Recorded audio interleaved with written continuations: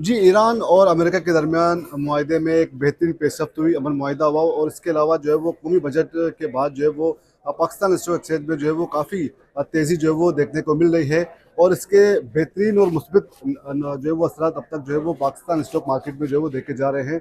और इस सारी सूरत पर बात करते हमारे साथ मौजूद है शाहिद अली अबीब, जो कि आरिफ अबीब लिमिटेड के जो है वो चीफ एग्जीक्यूटिव हैं। आइए इनसे बात करते हैं मजीद। जी, ये बताएं कि इस सारी डेवलपमेंट को आप किस तरह देखते हैं। सबसे पहले हम बात करते हैं बजट के हवाले से।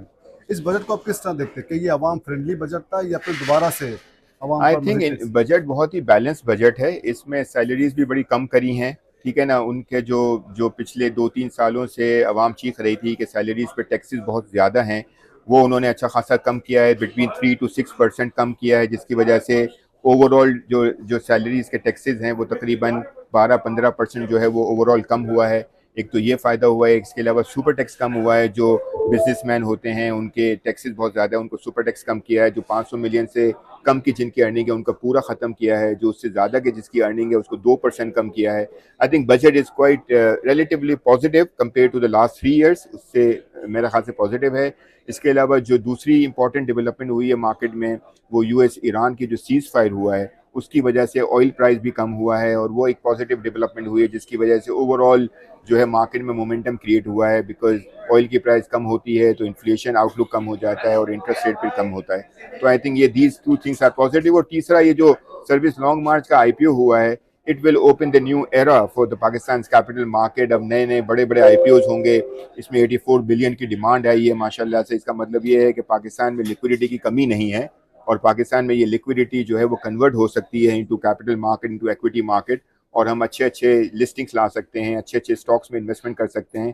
तो ये टोटल री रेटिंग हो सकती है पाकिस्तान की कैपिटल मार्केट।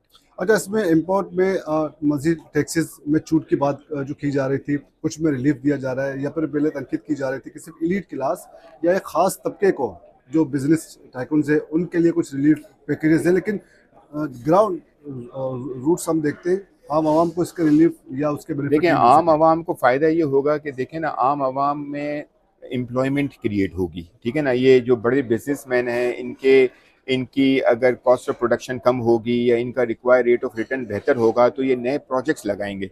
नए प्रोजेक्ट्स लगाएंगे तो नई एम्प्लॉयमेंट होगी। तो आपको स्टार्ट वहीं से करना पड़ता है कि आपको इन्वेस्टर्स को, एंटरप्रेन्योर्स को लाना है पाकिस्तान में, so that they set up their business and then they go for employment. Employment उसी वक्त हो सकती है जब नए बिजनेसेस लगें, और नए बिजनेसेस उसी वक्त लग सकते हैं जब आप इंसेंटिव्स देंगे। तो मेरे ख्याल से स्टार्ट तो वहीं से होगा। और इम्पोर्ट की जहाँ तक आपने बात करी, जो जो इम्पोर्ट जो पार्ट्स होते हैं उनमें ड्यूटीज़ की कमी की है, और उसकी वजह यह है ताकि आपका जो कॉस्ट ऑफ प्रोडक्शन है वो कम हो, और आप ज़्यादा से ज़्यादा फिर एक्सपोर्ट कर सकें, और ज़्यादा से ज़्यादा आप कॉस्ट इफ़ेक्टिव चीज़ें यहाँ पे बना सकें और फिर सारे कंज्यूमर को दे सकें। तो मेरा ख्याल से ये ओवरऑल पॉजिटिव है, ये जर्नी है। इंशाल्लाह अगले बजट में और बेहतर, मुझे लगता है कि और ज़्यादा अच्छे इकदाम होंगे जिससे हमारी ग्रोथ रेट बढ़ेगी। अभी हमने 4% का सिर्फ ग्रोथ रेट रखा हुआ है, ये आगे जाके इंशाल्लाह 4.5-5 तक भी जाएगा, और इस आहिस्ता आहिस्ता इंशाल्लाह हम रिफॉर्म प्रोसेस को के साथ आगे बढ़ेंगे। अच्छा, ये बताएगा कि एक तासुर है या जो बताते हैं कि टैक्सेस का 60% तो आप सिर्फ अपने कर्जों की अदायगी में देंगे, तो वाकई में ऐसा कुछ। देखें, बिल्कुल ज़ाहिर है हमारा इस दफ़ा कर्ज़ों की अदायगी कोई 8 से 8.1 ट्रिलियन की है, ठीक है ना। 15.2 ट्रिलियन का टैक्स रेवेन्यू है, जिसमें से सूबों को चला जाता है। अब इसमें बच जाएगा 7 से 8 ट्रिलियन बच जाएगा, जिसमें से 8 ट्रिलियन तो देना पड़ेगा, ठीक है ना। इसके अलावा डिफेंस को भी फंड करते हैं।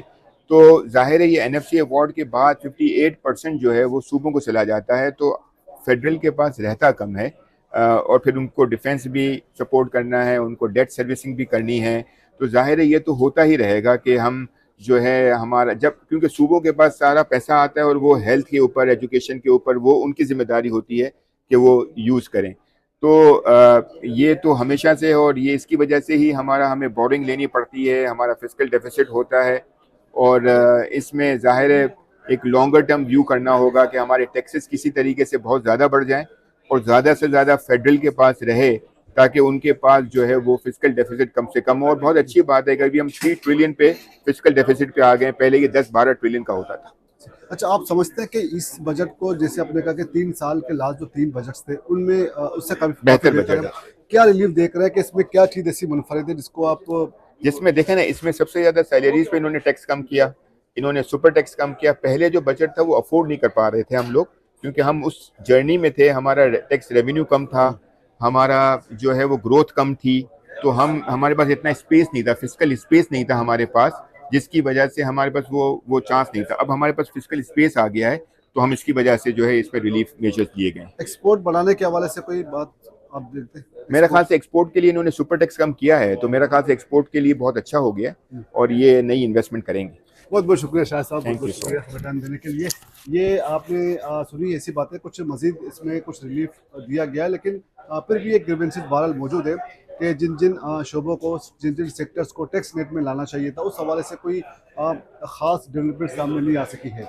और कुछ टैक्सेस में छूट की भी अच्छी खबरें सामने आई, और इस बजट में कुछ ज़ाहिर है कुछ अच्छे इकदाम भी किए गए, लेकिन अब भी बहुत बेहतरी की गुंजाइश मौजूद है और जिस पर काम किया जा सकता है। लेकिन बहरहाल सूरत हाल आने वाले दिनों में कहा जाता है कि कौमी मईशत के लिए और स्टॉक मार्केट के लिए जो है वो अच्छी खबरों की उम्मीद है, और बेहतरीन डेवलपमेंट्स, मुस्बित नताइज जो है वो आइंदा दिनों में जो है वो, आने वाले दिनों में जो है वो देखे जा सकेंगे। तो अब तक के लिए इतना ही। आइंदा एक और वीडियो के साथ अपनी खिदमत में हाजिर होंगे। तब तक के लिए इजाज़त दीजिए। अल्लाह हाफ़िज़।